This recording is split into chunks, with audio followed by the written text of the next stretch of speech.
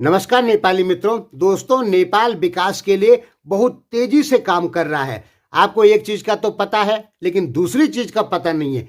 एक चीज का तो आपको पता है कि ओली चाइना गए हैं, वहां से वापस आ गए, 12 समझौतों पे दस्तखत कर दिए जो कि विकास से संबंध रखते हैं।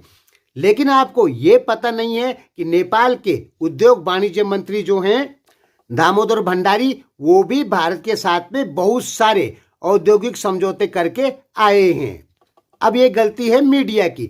भारतीय मीडिया ने हंगामा मचा दिया कि ओली चाइना गए, बीआरआई पे दस्तखत करके आ गए और बहुत सारे समझौते कर लिए। लेकिन भारतीय मीडिया ने ये नहीं दिखाया कि नेपाल के उद्योग मंत्री और भारत के उपभोक्ता मंत्री जोशी के बीच में भी मीटिंग हुई है और बहुत सारे समझौतों पर बातचीत हुई है। ये चीजें न नेपाली मीडिया ने दिखाई न भारत ने दिखाई, जबकि नेपाल के साथ भारत के अच्छे समझौते हुए हैं इस समय, और चीन के साथ भी कुछ अच्छे समझौते हुए हैं नेपाल के। लेकिन ज्यादा हंगामा किस चीज का मचा है? चीन वाला मुद्दे का। भारत वाले मुद्दे पे तो कोई बात ही नहीं कर रहा है। चलिए, जो भी है, लेकिन नेपाल ने इस समय विकास के लिए बहुत जबरदस्त काम किए हैं। ओली जी चाइना गए थे, वो केवल नेपाल के विकास के लिए ही गए थे कि कुछ चाइना की इन्वेस्टमेंट आएगी, चाइनीज कंपनियां काम करेंगी तो हमारे यहाँ विकास होगा।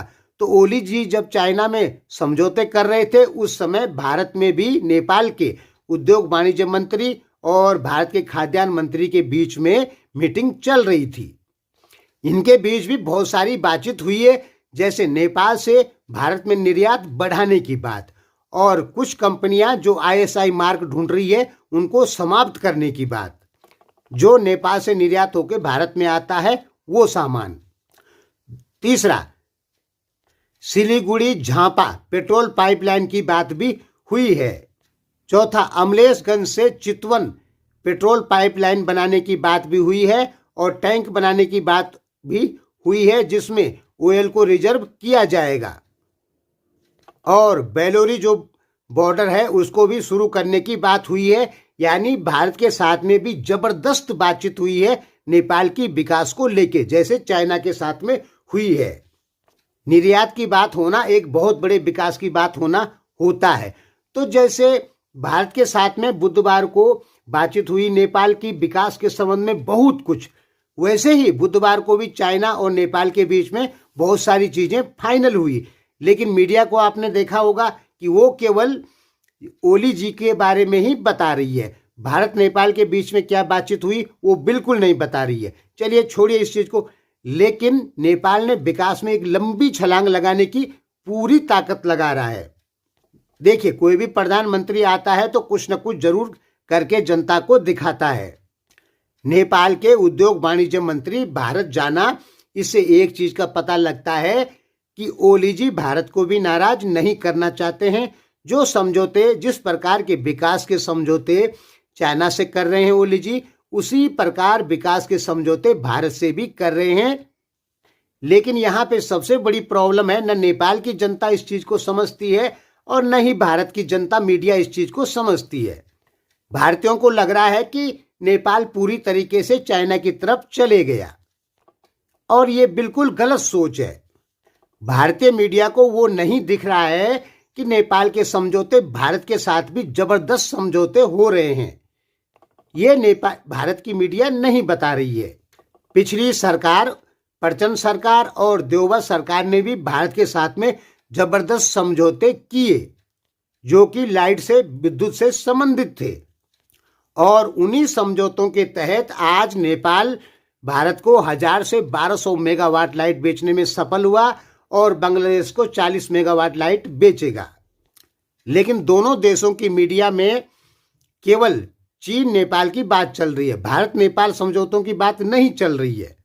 जो कुछ भी हो, लेकिन नेपाल ने अपने विकास के लिए इस समय पूरी ताकत लगा दी है, चाहे वो विकास भारत से हो चाहे वो चाइना से हो। अब बात करते हैं आगे। दोस्तों, नेपाल में रबी लामिछने की हालत पूरी खराब कर दी गई है। कभी चितवन से काठमांडू ले जाओ, कभी काठमांडू से चितवन ले जाओ, अब उनको परसा ले जाने की बात चल रही है। यानी रवि लामिछने की जो देशभक्ति थी कि देश के लिए कुछ करना है, उस देश की जनता का समर्थन नहीं मिला रवि लामिछाने को। मैंने आपको बताया कि आपके 3 नेता जो बड़े नेता हैं, प्रचंड, ओली, देउबा, ये नेपाल का विकास करना चाहते हैं, लेकिन इनसे भी बढ़िया है रवि लामिछाने।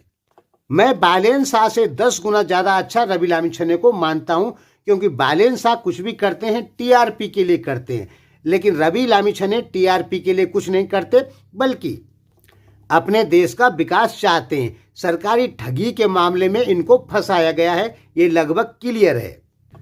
सुनिए, जब रवि लामिछाने अपनी पार्टी नहीं बनाए थे, पार्टी बनाना चाहते थे, तो पहले ही इनको फंसा दिया गया था शालिग्राम पुडसोनी की हत्या के मामले में, क्योंकि ये एक प्रकार के विद्वान आदमी है, एजुकेटेड आदमी है रवि लामिछाने।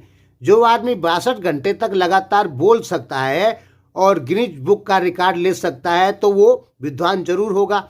आपने देखा होगा कि सुधीर चौधरी, भारतीय पत्रकार जो हैं, उनको अपने साथ डिबेट करने के लिए इनवाइट किया था रवि लामिछाने ने, लेकिन सुधीर चौधरी ने मना कर दिया।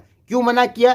क्योंकि रवि लामिछाने जितना बोल सकते हैं उतना सुधीर चौधरी नहीं बोल सकते, क्योंकि सुधीर चौधरी 1 घंटा 10 मिनट 20 मिनट 50 मिनट बोल सकते हैं। रवि लामिछाने तो 62 घंटे का रिकॉर्ड बनाए हैं, और इतना वही बोल सकता है जिसके पास नॉलेज हो। सुधीर चौधरी की तो बात छोड़िए, दुनिया का कोई भी पत्रकार रवि लामिछाने से डिबेट नहीं कर सकता है, क्योंकि गिनीज बुक का रिकॉर्ड तो रवि लामिछाने के नाम है। सबसे ज्यादा बोलना, पत्रकारिता का रिकॉर्ड, और सबसे ज्यादा वही बोल सकता है जिसको नॉलेज हो पत्रकारिता के क्षेत्र में। तो रवि लामिछाने जब राजनीति में आना चाहते थे, पहले ही इनको फंसा दिया गया था। फिर नागरिकता की बातें, फिर बहुत सारी बातें, हर जगह से इनको फंसाने का पूरा प्रयास किया गया था।